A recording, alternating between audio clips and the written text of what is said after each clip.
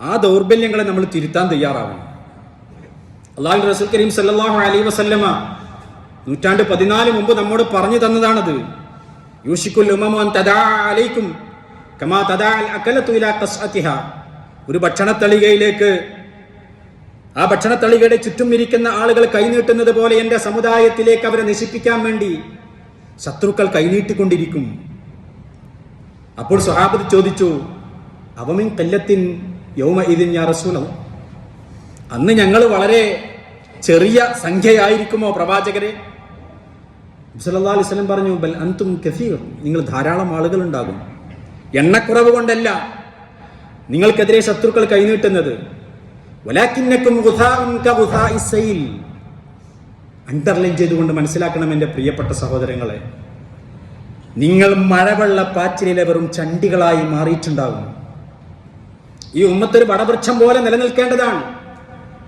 താഴേക്ക് വേരുകളുള്ള, ആകാശത്തേക്ക് ചില്ലകളുള്ള, സമൂഹത്തിന് മുഴുവനും തണലേകേണ്ട, ഭീഷണികൾക്കും വെല്ലുവിളികൾക്കും മുന്നിൽ പതറാതെ ധൈര്യത്തോടുകൂടി നിലകൊള്ളേണ്ട ഒരു ഉമ്മത്ത്.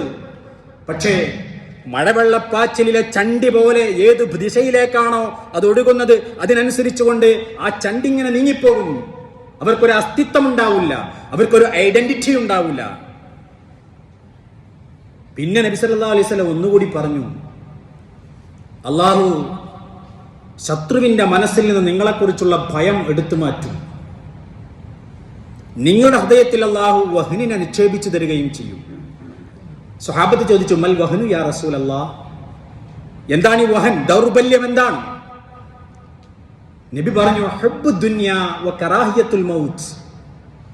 ദുനിയാവിനോടുള്ള സ്നേഹമാണ്, മരണത്തോടുള്ള വെറുപ്പാണ്. സഹോദര, ഒന്നുകൂടി പറയട്ടെ, എന്റെ സ്വന്തത്തോട് ഞാൻ പറയട്ടെ, എന്നെ ഗ്രസിച്ചുകൊണ്ടിരിക്കുന്ന മാരക രോഗത്തെക്കുറിച്ച് ഞാൻ പറയട്ടെ, എന്റെ ഉമ്മത്തിനെ ഗ്രസിച്ചുകൊണ്ടിരിക്കുന്ന അതിഭീകരമായ ക്യാൻസറിനെ കുറിച്ച് ഞാൻ പറയട്ടെ. ഹുബ്ബു ദുനിയ, എന്നെയും നിങ്ങളെയും ബാധിച്ചുകൊണ്ടിരിക്കുന്നത് ഈ രോഗമാണ്.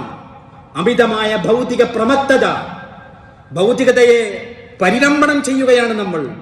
നമുക്ക് ദുനിയാവ് മതി. കറാഹിയത്തുൽ മൗത്ത്, നമുക്ക് മരണത്തോട് വെറുപ്പാണ്, നമുക്ക് മരണത്തോട് പുച്ഛമാണ്. നമ്മൾ അള്ളാഹുവിന്റെ മാർഗത്തിൽ മരിക്കുന്നതിനെ സംബന്ധിച്ചും അള്ളാഹുവിലേക്ക് യാത്ര തിരിക്കുന്നതിനെ സംബന്ധിച്ചും പരലോകത്തെ കുറിച്ചുള്ള ചിന്തയുടെ കാര്യത്തിലും നാം വളരെ പിന്നിലാണ്. ഈ 2 മഹാരോഗങ്ങൾ നിങ്ങളെ ബാധിച്ചു കഴിഞ്ഞാൽ അത് വലിയ ദൗർബല്യമാണ്. ശത്രുക്കൾക്ക് നിങ്ങളെക്കുറിച്ചുള്ളൊരു പേടിയുണ്ട്. ആ പേടി പടച്ചവൻ അവരുടെ മനസ്സിൽ നിന്ന് എടുത്തു മാറ്റപ്പെടും. പിന്നെ നിങ്ങൾക്കെതിരെ ശത്രുക്കൾ നാനാ ഭാഗത്തു നിന്നും കൈകൾ നീട്ടിക്കൊണ്ടിരിക്കും. അല്ലാഹു സുബ്ഹാനഹു വ തആല അത്തരം രോഗങ്ങളിൽ നിന്ന് നമ്മെ